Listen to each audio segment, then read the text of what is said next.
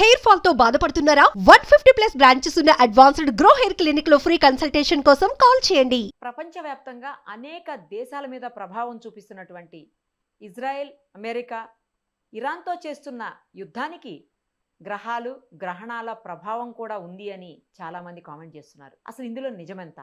ప్రముఖ జ్యోతిష పండితులు ప్రస్తుతం మనతో పాటు లైవ్ కాల్లో అందుబాటులో ఉన్నారు. ప్రదీప్ జోషి గారు. నమస్తే అండి ప్రదీప్ జోషి గారు. నమస్తే అండి, శ్రీమాత్రే నమః. ఇప్పుడు జరుగుతున్నటువంటి ఏదైతే ఇజ్రాయిల్కి, అమెరికాకి, ఇరాన్తో జరుగుతున్నటువంటి యుద్ధం ఏదుందో దాంట్లో గ్రహాలు, గ్రహణాల ప్రభావం కూడా ఉంది. దానివల్లనే ఇలాంటి యుద్ధ వాతావరణం ప్రపంచవ్యాప్తంగా నెలకొన్నటువంటి పరిస్థితి ఉంది అని చెప్తున్నారు.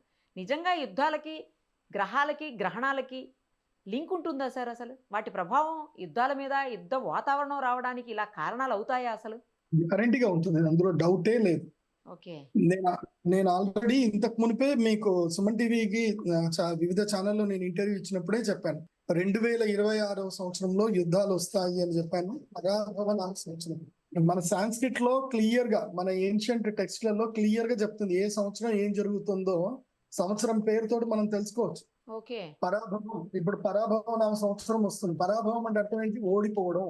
అవును. సో ఎవరైతే గనక మానవాళికి నష్టం కలిగిస్తారు, మానవాళికి హాని కలిగిస్తారు, సో ఒక హ్యుమానిటీకి ఎక్కడైతే విలువలు ఉండవు, స్త్రీలకు స్వేచ్ఛ లేదు, ఎవరి జీవితంలో వాళ్ళ జీవితం ఎలా గడపాలనుకుంటే అట్లాంటి స్వేచ్ఛలు లేవు, అలా ఎవరైతే గనక మనుషుల స్వేచ్ఛను హరిస్తారో, ఎవరైతే గనక మనుషుల జీవితాలను శాసిస్తారు, అలాంటి వాళ్ళందరూ కూడా ఓడిపోతారు. సో అదే ఇప్పుడు జరుగుతుంది. పరాభవ నామ సంవత్సరం అదే జరుగుతుంది. ఇప్పుడు ఇరాన్ యుద్ధం కానీ, తర్వాత వేరే ఏ యుద్ధాలైనా సరే, యుద్ధం ఎందుకోసం వస్తుంది? ఏదో ఒక ఆటంకం జరిగి యుద్ధం వస్తుంది. దానికి ఏంటంటే గనక మనుషులందరూ కూడా థింకింగ్ మీదనే ఉంటారు.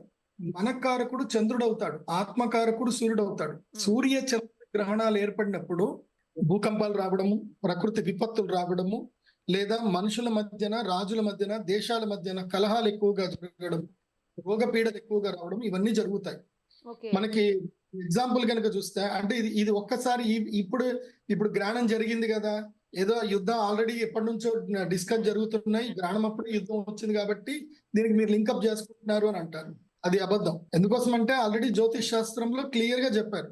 మనకి డిసెంబర్ 19వ తారీఖు షష్టగ్రహ కూటమి 2020లో ఏర్పడింది. దాని తర్వాత ఏమైంది? లాక్డౌన్ అవ్వడము, అసలు ఎవరు ఊహించినంత భయంకర వ్యాధులు వచ్చాయి. సో అది ఏమిటి? అది వికారి నామ సంవత్సరం. వికృతి, వికారము అంటే మొత్తం వికారంగా ఉంటుంది ప్రపంచము. వికృతి నామ సంవత్సరం. తర్వాత 2021లో శార్వరి నామ సంవత్సరం వచ్చింది. మొత్తం అంతా కూడా చీకట్లోకి వెళ్ళిపోయింది. ఎంతో మంది జీవితాలు చీకట్లోకి వెళ్ళిపోయాయి. సో తర్వాత అందరూ జంప్ చేశారు, అక్కడ నుంచి ఆ బాధల నుంచి బయటపడ్డారు. శుభకృత నామ సంవత్సరం మంచి జరిగింది. విశ్వావసు, అది కూడా కొంచెం మంచి జరిగింది. కాకపోతే ప్రకృతి విపత్తులు ఏర్పడ్డాయి. ఎందుకోసం అంటే పోయిన సంవత్సరం కూడా మనం ఆల్రెడీ షష్టగ్రహ కూటమి జరిగింది, పంచగ్రహ కూటమి జరిగిందని మనం డిస్కస్ చేసాం. విజయవాడలో విపత్తు వచ్చినా కానీ, కేదార్నాథ్ లో విపత్తులు వచ్చాయి. ఇప్పుడు కూడా అదే జరుగుతుంది. ఫల్గుణ మాసంలో, ఫల్గుణుడు అంటే ఎవరు? అర్జునుడు. అర్జునుడు దేనికి? అర్జునుడు చెప్పగానే మనకి ఏం గుర్తుకొస్తుంది? యుద్ధం గుర్తొస్తుంది, భారత యుద్ధమే గుర్తుకొస్తుంది. సో ఫల్గుణ మాసము లోపల మనకి అమావాస్య, తర్వాత మాఘ అమావాస్య రోజు వచ్చింది. అంటే పాల్గొన మాసం ప్రారంభమయ్యేటప్పుడు అమావాస్య రోజున సూర్యగ్రహణం ఏర్పడింది, ఇప్పుడు చంద్రగ్రహణం ఏర్పడింది. ఈ యొక్క యుద్ధము ఇంకా 15-20 రోజులు ఉంటుంది. నేను ఆల్రెడీ ఈ గ్రహణాల కారణం చేతనే యుద్ధాలు వస్తున్నాయి. మళ్ళీ ఆగస్ట్ లో కూడా గ్రహణం ఉంది. అవును, ఆషాఢ మాసంలో గ్రహణం ఉంది. ఆ గ్రహణం కూడా మళ్ళీ తీవ్రమైన ఇబ్బందులు వస్తాయి. మళ్ళీ యుద్ధం కూడా మొదలవుతుంది. ఇప్పటిదాకా అంతర్యుద్ధం నడిచింది. మన భారతదేశానికి కూడా యుద్ధం వచ్చే అవకాశం ఉంటుంది. ఎప్పుడు ఆ టైంలో, మీరు ఇప్పుడే చెప్తున్నాను, ఇది రికార్డ్ చేసి పెట్టుకోండి.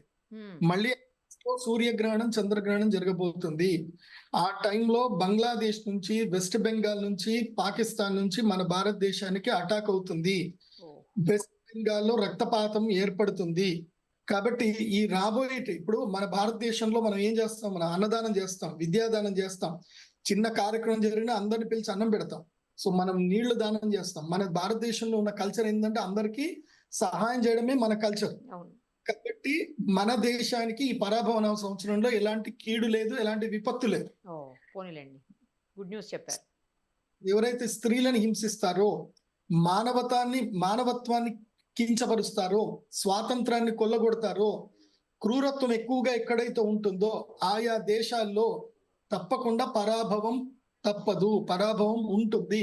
ఓకే. ఎందుకు మనుషుల యొక్క స్వేచ్ఛని, ఎందుకోసం అంటే మనిషి స్వేచ్ఛగా బతకాలి, అందరికీ స్వేచ్ఛ ఉంటుంది. Correct correct. ఆ స్వేచ్ఛను ఎప్పుడైతే హరిస్తారో అలాంటి సమయంలో ఇలాంటి విపత్తులు వస్తాయి.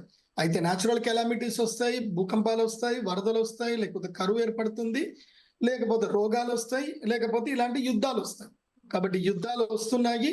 కాబట్టి దీని గురించి ఎవరు కంగారు పడకండి. కానీ ఎవరైతే నేను అరబ్ కంట్రీస్ లో ఉండేటువంటి మన తెలుగు వాళ్ళకి చెప్తున్నాను, సాధ్యమైనంత తొందరగా మీరు వచ్చేసేయండి.